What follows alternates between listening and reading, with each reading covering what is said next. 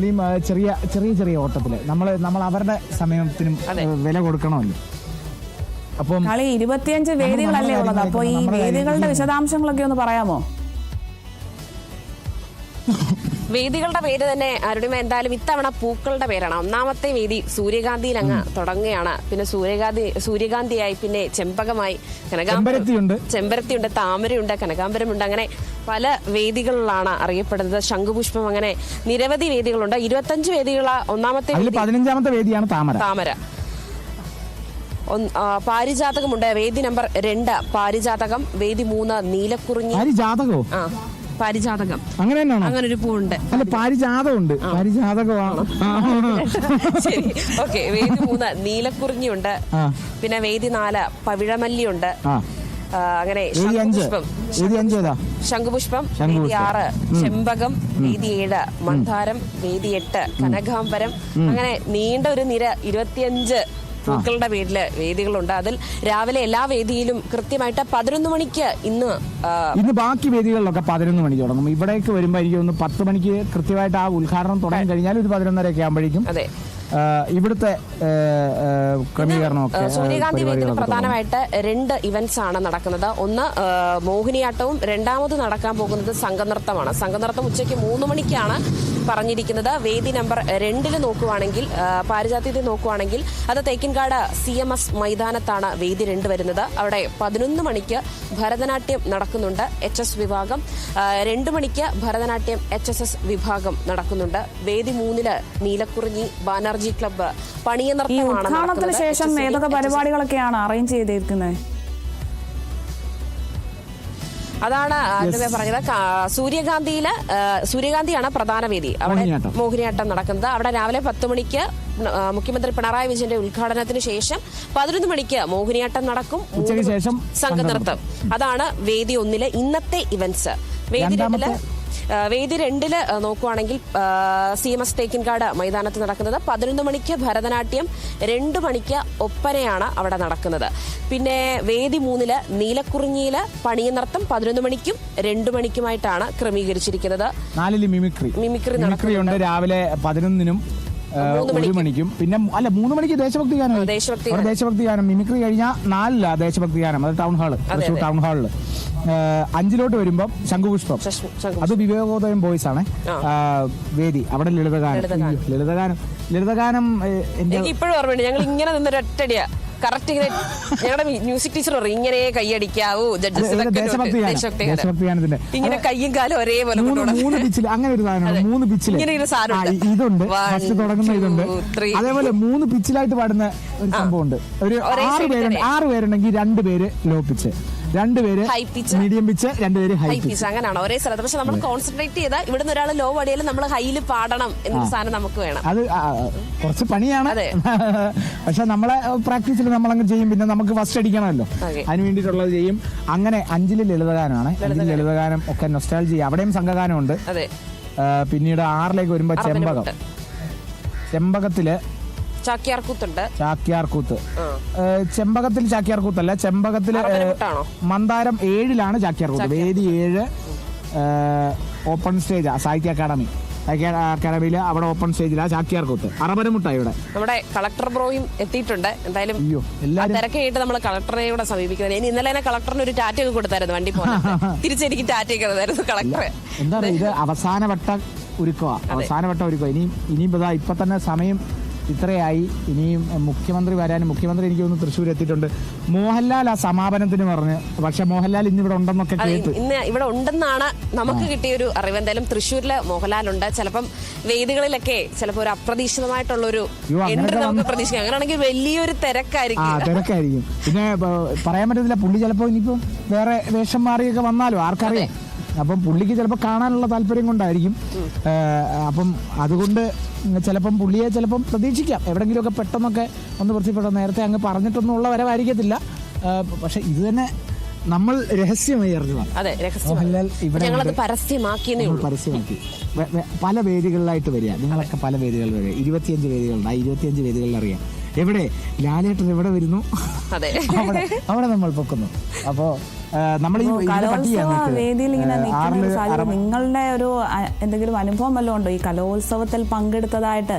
ഇപ്പം രേണു ലളിതഗാനം പാടിയ ഒരു കാര്യം പറഞ്ഞുകൊണ്ട് ചോദിക്കുകയാണ്, രേണുവിനും ഇത്തരത്തിൽ എന്തെങ്കിലും അനുഭവങ്ങളുണ്ടോ? രേണു ദേശഭക്തി ഗാനം, പിന്നെ സംഘനൃത്തം, നാടോടി നൃത്തം. ഞാൻ ഈ ലളിതഗാനമൊക്കെ ഉണ്ടായിരുന്നു. ഞാൻ ലളിതഗാനം, പദ്യം ചൊല്ലൽ, നാടകം, ഇത്തരത്തിലുള്ള പരിപാടികളൊക്കെ ഉണ്ട്. അതൊക്കെ ആയകാലം പറയുന്നത് കേട്ടാ വലിയ അപ്പം അതുകൊണ്ട് ഓർമ്മകൾക്കൊന്നും ഒരു കുറവൊന്നുമില്ല. നമുക്കിനിയിപ്പം മറ്റു പരിപാടികൾ എങ്ങനെ ഇവിടെ ഇപ്പൊ ചെയ്തിരിക്കുന്നത് എന്തൊക്കെയാന്നുള്ളത് നമ്മുടെ കളക്ടർ ബ്രോ പറയും. നമ്മുടെ യുവ കളക്ടറാണ്. എന്തിനും ഏതിനും റെഡിയായി നിൽക്കുന്ന അർജുനേട്ടൻ. നേരത്തെ നമ്മളെ അങ്ങനെ പാണ്ഡ്യൻ ചേട്ടൻ, അർജുൻ ചേട്ടൻ എന്നൊക്കെയാണ് നമ്മളെ. അതെ, അവരൊക്കെ നമ്മുടെ കൂടെ അങ്ങനെ പിന്നെ അങ്ങനെ ഒരു ഇതാണ് നമുക്ക് ഇവിടെ വന്നൊരു പരിചയം. എന്തായാലും ഇവരെ കണ്ട് സ്ഥിരമായിട്ട് സംസാരിച്ച് ഒരു ഭയങ്കര ഒരു ബന്ധമാണ് ഇപ്പോൾ നമ്മളും എല്ലാവരും. രാജ മിനിസ്റ്ററൊക്കെ ഇങ്ങനെ തന്നെ കൈ കാണിക്കുന്നില്ലേ? അപ്പം ഇനിയിപ്പം നമ്മളെന്താ ചെയ്യേണ്ടത്? നമുക്ക് ഇനിയിപ്പം പഴയടത്തിന്റെ രുചി എങ്ങനെയാണെന്ന് അറിയേണ്ടി അന്വേഷിക്കേണ്ടത്. ഞങ്ങളൊരു വരവുണ്ട്.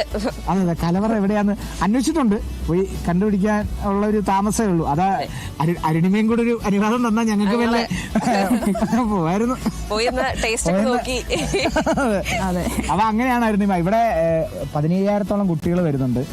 ഒപ്പം അവരുടെ കൂടെ തന്നെ പാരന്റ്സ് ആയിട്ട് തന്നെ കുറെ പേരുണ്ട്, ടീച്ചേഴ്സ് ഉണ്ട്. ഒപ്പം ഇത് കാണാനായി എത്തുന്ന നമ്മുടെ തൊഴിലുറപ്പ് ചേച്ചിമാരെ പോലെ കുറെ ചേച്ചിമാരുണ്ട്. അതോടൊപ്പം മാർക്കറ്റിംഗ് സ്ട്രാറ്റജിയുമായി എത്തുന്ന ചില ചേട്ടന്മാര് നമ്മൾ കണ്ടു. ഇതൊക്കെ കഴിഞ്ഞ് ഇത് ആസ്വദിക്കാനായി ഈ ഒരു ചുറ്റുവട്ടത്തുള്ള നിരവധി ആൾക്കാരുണ്ട്. നേരത്തെ നമ്മൾ കണ്ട എനിക്ക് തോന്നുന്നു അവരുടെ റിട്ടയർമെന്റ് ലൈഫ് അവര് വാദ്യകലകളൊക്കെ പഠിച്ച് ഇങ്ങനെ രാവിലെ ഈ നടത്തമൊക്കെ ആയി അങ്ങനെ എൻജോയ് ചെയ്ത് പോകുന്നു. അപ്പൊ അങ്ങനെ കുറെ ആൾക്കാരുണ്ട്. ആൾക്കാരങ്ങനെ വന്നുകൊണ്ടിരിക്കുക. അത് വേദി ഒന്നിൽ മാത്രം, ബാക്കി 24 വേദികൾ പല ഭാഗത്തായിട്ട് ചെതറി കിടക്കുക. വലിയ ദൂരമൊന്നുമില്ല. ചിലതൊക്കെ ഈ തൊട്ടടുത്ത് തന്നെ 2ാം വേദിയും 3ാം വേദിയും ചുറ്റി വന്നാലും വീണ്ടും ഞങ്ങൾക്ക് വഴിയറിയില്ല. ഞങ്ങൾക്ക് തന്നെ കൺഫ്യൂഷനാണ്. അപ്പം അവിടെ കാണുമ്പോൾ ഒരു വേദി കണ്ടാൽ ഞങ്ങൾ ആ വേദിയിൽ ചെല്ലും, എന്നിട്ട് ഒന്ന് പോയി നോക്കി വരും. അവസാനം ഇതെന്താന്ന് വെച്ചാൽ ഈ 3 വേദികൾ ഇവിടെ ഉള്ളതുകൊണ്ട് നമ്മൾ ഈ 3 വേദി തന്നെ മൊത്തം കിടന്ന് കറങ്ങുമെന്നാണ് എനിക്ക് തോന്നുന്നത്. ബാക്കി പിന്നെ അതിനനുസരിച്ച് അങ്ങോട്ടും ഇങ്ങോട്ടും ഒക്കെ പോണം. അപ്പം അതെ, അതാണ് അരടിമ ഇവിടുത്തെ വിശേഷങ്ങൾ. ഇപ്പൊ കളക്ടർ എത്തിയിട്ടുണ്ട്. ഇനി ഏതൊക്കെ വിശിഷ്ട അതിഥികളൊക്കെ എത്താനാണ് സാധ്യത? ഇഷ്ടം പോലെ. അതെ, ലിസ്റ്റ് എടുക്കുകയാണെങ്കിൽ നീണ്ട നിര മന്ത്രിമാരും, ചിഞ്ചുറാണി, പി രാജീവ്, PM മുഹമ്മദ് റിയാസ്, വാസവ മന്ത്രിയുണ്ട്, ശിവൻകുട്ടി സാറുണ്ട്. ശിവൻകുട്ടി സാറില്ലാതെ എന്ത് കലോത്സവം. വിദ്യാഭ്യാസ മന്ത്രിയുണ്ട്, ബിന്ദു ടീച്ചറുണ്ട്, രാജ മിനിസ്റ്റർ. എനിക്ക് വയ്യ, രാജ മിനിസ്റ്റർ ഒരു തൃശ്ശൂർ വന്ന ഒരു 10 തവണയെങ്കിലും രാജ മിനിസ്റ്റർ പേര് പറയും.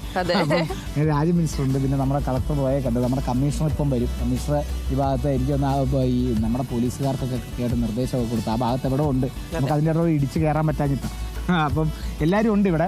രാവിലത്തെ ഈ ഒരുക്കത്തിലാണ്. കാരണം അവസാന വട്ടത്തിലേക്ക് കടന്നു. ഈ 10 മണിക്ക് തന്നെ, കൃത്യം 10 മണിക്ക് തന്നെ തുടങ്ങിയാൽ 11 മണിക്ക് 11:30 ആകുമ്പോഴേക്കും ഈ ഇവിടുത്തെ ഇനങ്ങളൊക്കെ തുടങ്ങാൻ പറ്റുമോ? ഇനങ്ങൾ കൃത്യമായി തുടങ്ങിയാൽ സാധാരണ എല്ലാ കൊല്ലവും വരുന്ന ഈ ചില കാലതാമസമൊക്കെ ഉണ്ടല്ലോ. അപ്പോൾ ഈ കൃത്യസമയത്ത് തുടങ്ങിയാലേ ആ കാലതാമസമൊക്കെ പരമാവധി ഒഴിക്കാൻ പറ്റും. അപ്പോൾ എന്തായാലും 10 മണിക്ക് തന്നെ തുടങ്ങാൻ വേണ്ടിയിട്ടുള്ള അവസാനവട്ട ഒരുക്കങ്ങളിലാണ് നമ്മുടെ ജനപ്രതിനിധികളും നമ്മുടെ കളക്ടർ പോയും ഒപ്പം തന്നെ പങ്കെടുക്കാനുള്ള കുട്ടികളും അവരുടെ അവസാനവട്ട ഒരുക്കത്തിലാണ്. അതെ, കലോത്സവ വേദി പോലെ തന്നെ ഇത്തവണ തിരക്കേറിയതാണ് എന്തായാലും പാറമേക്കാവ് ക്ഷേത്രവും. പതിവിലും തിരക്കായിരിക്കും. കലോത്സവത്തിന് വരുന്നവർ എന്തായാലും കളേഴ്സൻ പറഞ്ഞ പോലെ അവിടെ ചെന്നുന്ന തൊഴുക. ഇപ്പൊ ഞാൻ തന്നെ ആണെങ്കിൽ ഈ ലൈവ് കഴിഞ്ഞാൽ ആദ്യം നേരെ പോകുന്നത് പാറമേക്കാവിലോട്ടായിരിക്കും. പാറമേക്കാവിലും പോയി വടക്കുനാഥിലും പോയി എല്ലാവർക്കും വേണ്ടി പ്രാർത്ഥിക്കാം. അരുണിക്ക് വേണ്ടിയൊക്കെ പ്രാർത്ഥിക്കാം കേട്ടോ. അപ്പൊ എല്ലാവർക്കും വേണ്ടി പ്രാർത്ഥിക്കാം. അതോടൊപ്പം തന്നെ കലോത്സവം എന്തായാലും ഗംഭീരമാക്കാനുള്ള ഒരു സമഗ്ര കവറേജ് തന്നെയാണ് നമ്മൾ പ്ലാൻ ചെയ്തിരിക്കുന്നത്. ഏറ്റവും പ്രധാനപ്പെട്ടത് ഇത്തവണ തണ്ണീർപ്പന്തലിനകത്തൊക്കെ ഒരു മൺകലത്തിൽ തന്നെ മാക്സിമം എല്ലാവർക്കും തണുത്ത വെള്ളം എത്തിക്കാം. കാരണം പാടാനൊക്കെയുള്ള കുട്ടികളുണ്ടല്ലോ. അപ്പം തണുത്ത വെള്ളം കഴിച്ച് തൊണ്ട നഷ്ടപ്പെടാതിരിക്കാൻ വേണ്ടി തണ്ണീർപ്പന്തൽ അവിടെ തയ്യാറാക്കിയിട്ടുണ്ട്. മൺകലത്തിൽ എല്ലാവർക്കും വെള്ളം കുടിക്കാനുള്ള സൗകര്യമുണ്ട്. സംഭാരം ഫ്രീ ആണ്. സംഭാരം എന്ന് പറയുമ്പോൾ കഴിഞ്ഞ പ്രാവശ്യത്തെ തൃശ്ശൂർ പൂരം എനിക്കിങ്ങോട്ട് ഓർമ്മ വരുന്നുണ്ട്. വെള്ളം ഇല്ലാതെ ഞാനൊരു 6 കുപ്പി അങ്ങ് സംഭാരം കുടിച്ചു. പിന്നെ എനിക്കിങ്ങോട്ട് ഓർമ്മയില്ല. പിന്നെ പിറ്റേ ദിവസം ആശുപത്രിയിലായിരുന്നു. ഇതിന്റെ ഒരു ഇര, വേറൊരു ഇര അവിടെ ഇരിപ്പുണ്ട്. ആ ഇരയ്ക്ക് അത് ചിലപ്പോ കണക്ട് ആവുമായിരിക്കും. അപ്പം അതാണ്. അപ്പൊ ഇത്തവണ എന്തായാലും സംഭാരമുണ്ട്. സംഭാരമൊക്കെ ഒരു മയത്തി കുടിക്കുക. ശരി, കാളിയാൻ രേണുക, ഇനി ഞങ്ങൾ വീണ്ടും കലോത്സവ വേദിയിലേക്ക് തന്നെ തിരിച്ചെത്തും. മറ്റു വാർത്തകളിലേക്കൊക്കെ പോകേണ്ടതുണ്ട്. എന്തായാലും വീണ്ടും വിശേഷങ്ങളൊക്കെ പങ്കുവെക്കണം. വീണ്ടും തിരികെ എത്തുന്നതായിരിക്കും. മറ്റു വാർത്തകളിലേക്ക് പോവുകയാണ്. 64ാമത് സംസ്ഥാന സ്കൂൾ കലോത്സവത്തിന് ഇന്നാണ് തൃശ്ശൂരിൽ തുടക്കമാകുന്നത്. രാവിലെ 10 മണിക്ക് മുഖ്യമന്ത്രി പിണറായി വിജയനാണ് കലാമേള ഉദ്ഘാടനം ചെയ്യുന്നത്. 25 വേദികളിലായി 15,000-ഓളം വിദ്യാർത്ഥികളാണ് മാറ്റുരയ്ക്കുന്നത്. സമഗ്ര കവറേജുമായി നമ്മളുടെ പ്രതിനിധികളും അവിടെ ഒപ്പമുണ്ട്. മറ്റു വാർത്തകളിലേക്ക് പോവുകയാണ്.